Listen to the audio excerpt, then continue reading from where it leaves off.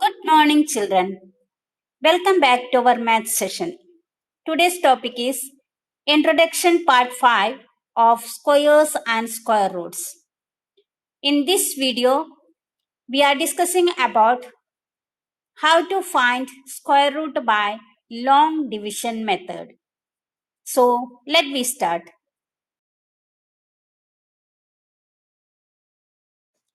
Let me start our next topic, that is finding square root by long division method.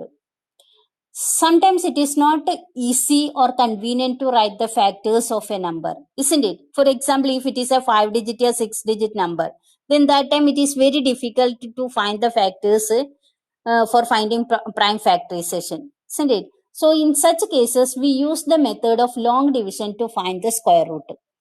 So we will understand this method using an example. Let us take the example of this number 1024. So let us say that you have to find out the square root of 1024. So how would you do this? Write down the number 1024. If your first step would be to place bars on the numbers.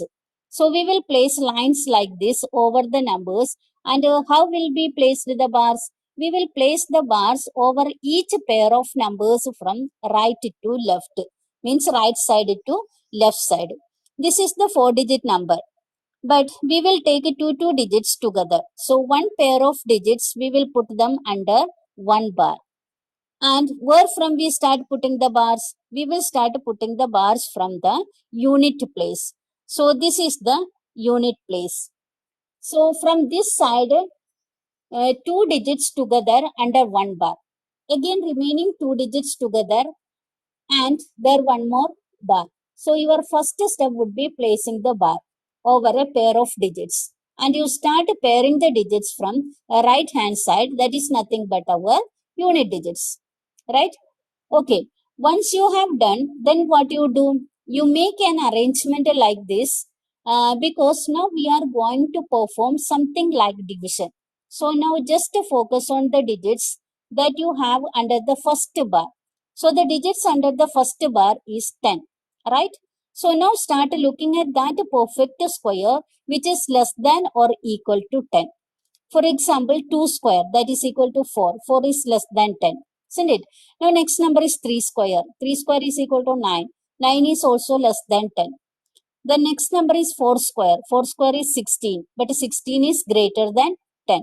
So we are only looking at the value which is either equal to or less than 10. So which value will be select? We will select 3 because 9 is most close to 10. It is less than but not equal to 10. But we do not have a value which is equal to 10. So therefore here we will write 3. So how much is 3 square? 3 square is 9. So we will write a 9 here. So just to follow the steps. So what are we actually doing is, we saw that 3 square is equal to 9. So we write 3 here like the divisor. And 10 is our dividend.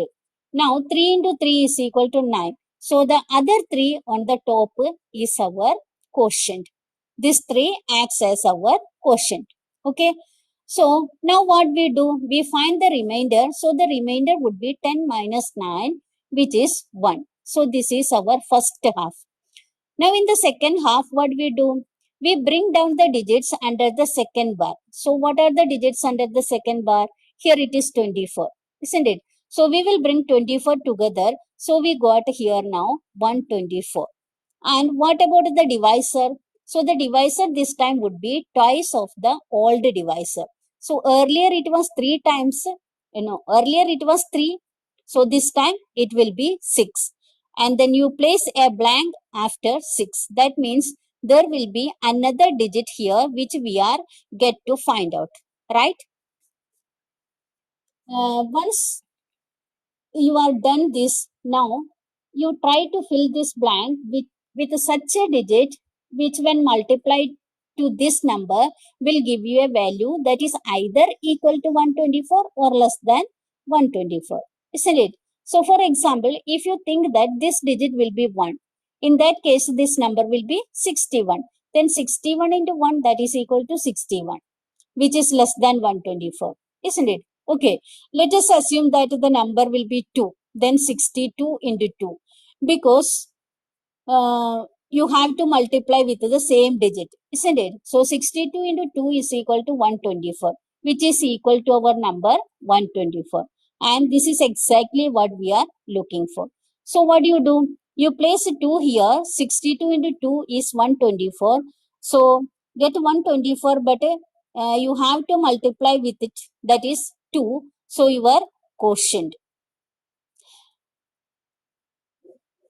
So here your quotient becomes 2. So this time your remainder is 0, isn't it? 124 minus 124, that is equal to 0. So now what is your answer? Your answer would be all that you have in the quotient. So that means square root of 1024 is equal to 32. So this is your answer. Now I agree that this method is not very simple, but it is not that complicated also, isn't it? So let us have a look once more. So what we have done here?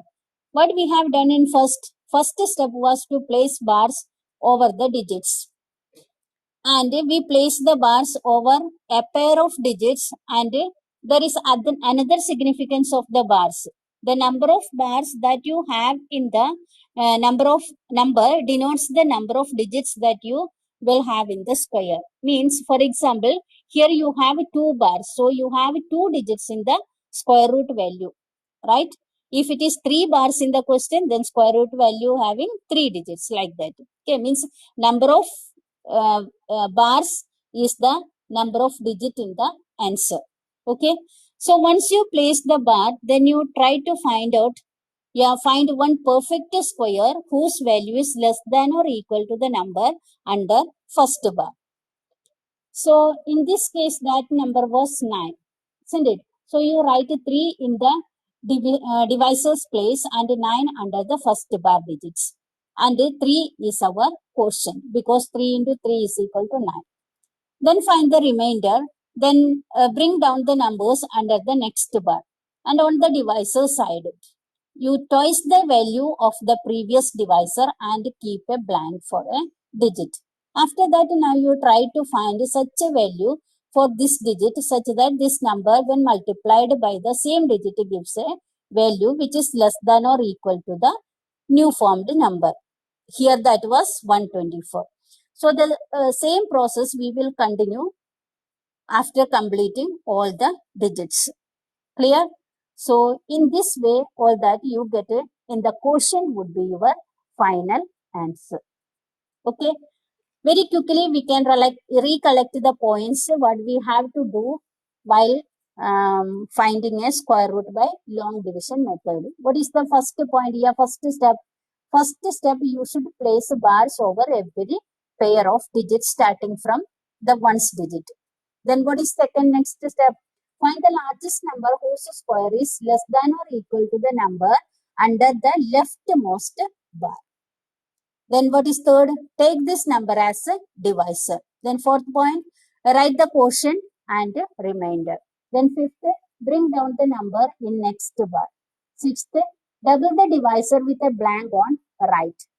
Then seventh point, fill the blanks with the digit here with a digit such that the number formed when multiplied by quotient gives a number less than or equal to dividend.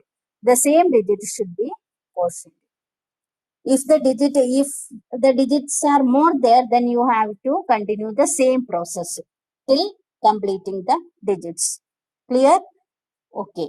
This is the way to find square root of a number by long division method. Clear?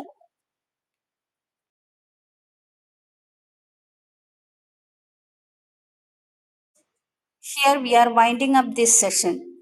So go through thoroughly the video. If you understand the topic, then you can solve exercise 6.4, question number 1. Clear? Okay. Thank you.